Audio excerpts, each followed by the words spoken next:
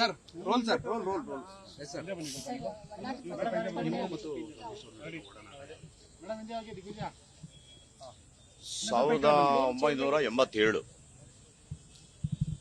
ಆಗ ನಾನು just upcoming ಅಂತ ಸಮಯದಲ್ಲಿ ಚಿ ಉದಯಶಂಕರ್ ಅವರು ಎರಡನೇ ಮಗ ನಮ್ಮ ಮನೆಗೆ ಬರ್ತಾರೆ. ಬಂದು ಅವತ್ತು ಜನವರಿ 14ನೇ ತಾರೀಕು ಒಂದು ಈ ರೀತಿ ದ್ವಾರಕೀಶ್ ಅವರು ನಿನಗೆ ಹೇಳಿ ಕಳಿಸಿದ್ದಾರೆ ಬರಬೇಕಂತೆ. ನಾನು ತುಂಬ ದಿಗ್ಭ್ರಾಂತನಾದೆ, ಅಣಗಿಸ್ತಾ ಇದ್ದಾನೆ ಅಂತ ಭಾವಿಸ್ದೆ. ಗುರು ಸುಳ್ಳು ಹೇಳ್ಬೇಡ, ನಾವೆಲ್ಲ ಕಷ್ಟದಲ್ಲಿದ್ದೀವಿ. ಈ ಸಮಯ ದ್ವಾರಕೀಶ್ ನನ್ನ ಹೇಳಿ ಕಳಿಸಿದ್ದಾರೆ ಅಂದರೆ ಸ್ವಲ್ಪ ಯಾಕೋ ಸ್ವಲ್ಪ ಜಾಸ್ತಿ ಆಯಿತು ಅನಿಸುತ್ತೆ. ಇಲ್ರಿ ನಮಗೆ ಏನಕ್ಕೆ ಬರಲಿ, ನಿಮ್ಮ ಮನೆಗೆ ಟಿಕೆಟ್ಗೆ ದುಡ್ಡು ಎಲ್ಲ ಕೊಟ್ಟು ಕಳಿಸಿದ ಅಂತ ಹೇಳಿ ಮೆಜೆಸ್ಟಿಕಲ್ ಬಸ್ ಹತ್ತಿ ನಾವು ಮೈಸೂರಿಗೆ ಹೋಗ್ಬೇಕಾದ್ರೆ ಅವನು ನನಗೆ ಎಕ್ಸ್ಪ್ಲೈನ್ ಮಾಡಿದ. ಈ ರೀತಿ ಒಂದು ಕೃಷ್ಣಾನಿ ಕುಣಿದಾಗ ಅನ್ನೋ ಒಂದು ಚಿತ್ರ, ಆ ಚಿತ್ರದಲ್ಲಿ ಕಳನಟನ ಪಾತ್ರಕ್ಕೆ ನಿಮ್ಮನ್ನು ಆಯ್ಕೆ ಮಾಡಿದ್ದಾರೆ. ಅಸಾಧ್ಯವಾದಂಥ ಒಂದು ಆನಂದವೂ ಆಯಿತು ನಮಗೆ. ಏನು ನೋಡಪ್ಪ ಒಂದು ಚಾನ್ಸ್ ಅಂತ. ಮತ್ತೆ ಅಲ್ಲಿ ಸ್ಪಾಟ್ಗೆ ಹೋದಾಗ 90% ಜನ ನನ್ನ ರಿಜೆಕ್ಟ್ ಮಾಡಿದ್ರು.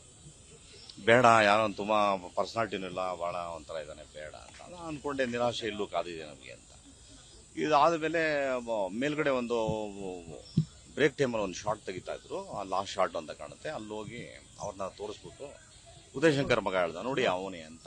ಆಗ ಒಂದು ದೊಡ್ಡ ಉದ್ಗಾರ ಅವ್ರ ಬಾಯಲ್ಲಿ, ಇವು ರಜನಿಕಾಂತ್ ಇದ್ದಂಗೆ ಅವನೇ ಕೊಡೋನು, ಕರೆಕ್ಟು, ಬರೋ ಮರಿ ಬರೋ ಕೂಸೆಯಲ್ಲಿ ಅಂತ ಕರೆದು ನನಗೆ ಎಲ್ಲ ರಜನಿಕಾಂತ್ ಬಟ್ಟೆ ಎಲ್ಲ ಆಲ್ಟ್ರ್ ಮಾಡಿ ಅವನಿಗೆ ಹಾಕಿ ಅಂದಾಗ ಇನ್ನೂ ದೊಡ್ಡ ಸಂತೋಷ ನಮಗೆ ತಡೆಯೋಕ್ಕಾಗ್ತಿಲ್ಲ. ಅದಾದ್ಮೇಲೆ ಪ್ರೀಮಿಯರ್ ಸ್ಟುಡಿಯೋದಲ್ಲಿ ಒಂದು ಸೆಟ್ ಹಾಕಿದ್ರು, ಸುಧಾರಾಣಿಯವರು, ನಾನು, CR ಸಿಂಹ ಅವರು.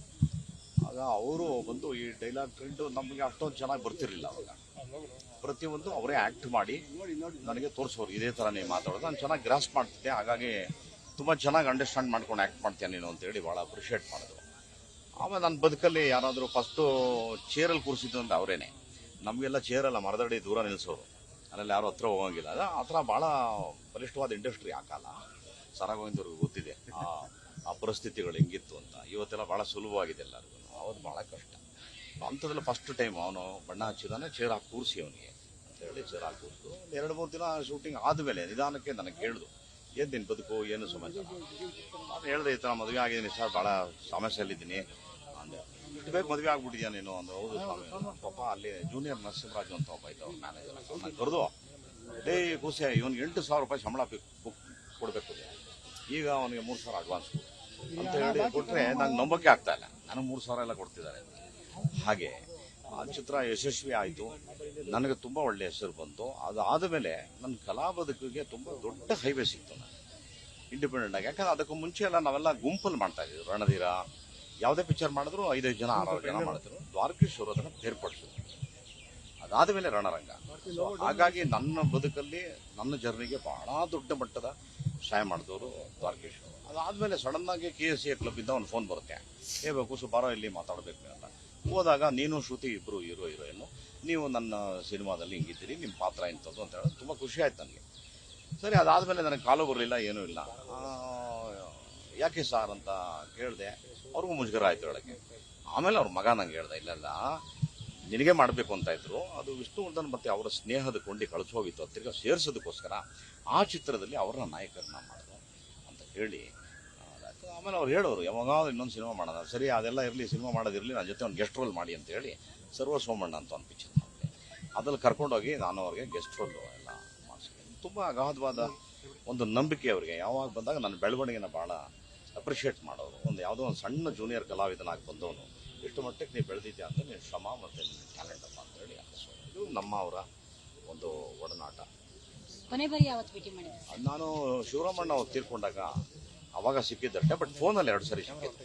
ಅವರು ಶ್ರೀಮತಿ ಅವ್ರು ಬದುಕಿದ್ದಾಗ ಒಂದು ಸರಿ ಫೋನ್ ಮಾಡಿದ್ದೆ, ಅದಾದಮೇಲೆ ಅವರು ತೀರ್ಕೊಂಡ್ಮೇಲೆ ಒಂದು ಸರಿ ಫೋನ್ ಮಾಡಿದ್ದೆ. ಮಧ್ಯೆ ಅವಾಗ ಒಂದು ಸರಿ ಮಾತಾಡಿದ್ದೆ ಅಷ್ಟೇ, ಅವ್ರು ಹೆಚ್ಚಿಗೆ ಮಾತಾಡ್ತಿರ್ಲಿಲ್ಲ ಯಾರು.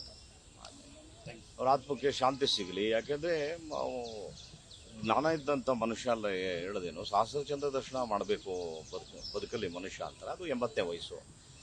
ಆಮೇಲೆ ತುಂಬ ಜ್ಞಾನಿಗಳು ಹೇಳುವಂಥ ಒಂದು ಮಾತು, ದೇನೇನು ಜೀವನ ಅನಾಯಾಸೇನು ಮರಣ, ಸಾವಲ್ಲಿ ತುಂಬ ನೆಮ್ಮದಿಯಾಗಿ ಸಾಯಬೇಕು ಅಂತ. ಅದೆಲ್ಲವೂ ಅವರು ಸಿಕ್ಕಿದೆ. ಅನನ್ಯ ರಾಯರ ಭಕ್ತರು, ಅವ್ರ ಆತ್ಮಕ್ಕೆ ಶಾಂತಿ. ನಮಸ್ಕಾರ. ಅನುಕ್ಷಣದ ಸುದ್ದಿಗಳಿಗಾಗಿ ವಿಸ್ತಾರ ನ್ಯೂಸ್ ಯೂಟ್ಯೂಬ್ ಚಾನೆಲ್ ಸಬ್ಸ್ಕ್ರೈಬ್ ಮಾಡಿ. ಹೊಸ ಸುದ್ದಿಗಳ ನೋಟಿಫಿಕೇಶನ್ಗಾಗಿ ಬೆಲ್ ಐಕಾನ್ ಕ್ಲಿಕ್ ಮಾಡಿ. ಲೇಟೆಸ್ಟ್ ಅಪ್ಡೇಟ್ಸ್ಗಾಗಿ www.vistaranews.com ವೆಬ್ಸೈಟ್ಗೆ ವಿಸಿಟ್ ಮಾಡಿ. ಅಂಗೈಯಲ್ಲೇ ಜಗತ್ತಿನ ಸುದ್ದಿ ತಿಳಿಯಲು ವಿಸ್ತಾರ ನ್ಯೂಸ್ ಕನ್ನಡ ಆಪ್ ಡೌನ್ಲೋಡ್ ಮಾಡಿ.